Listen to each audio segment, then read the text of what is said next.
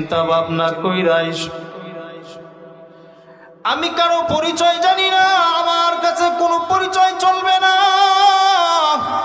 তোমার বাবার পরিচয় চলবে না, তোমার নেতার পরিচয় চলবে না। আমি এমন অপরিচিত গর,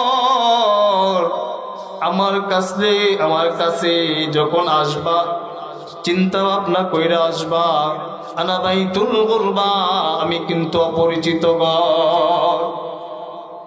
কবর আমাকে আপনাকে প্রতিদিন ডাক দিয়া বলা, গে পৃথিবীর মানুষ, আনা বাইতুল ওয়াহদা, আমি কিন্তু একা থাকার ঘর।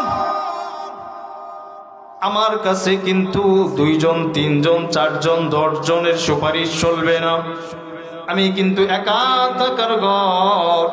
সুতরাং আমার কাছে আসলে চিন্তা ভাবনা কইরা আইসো।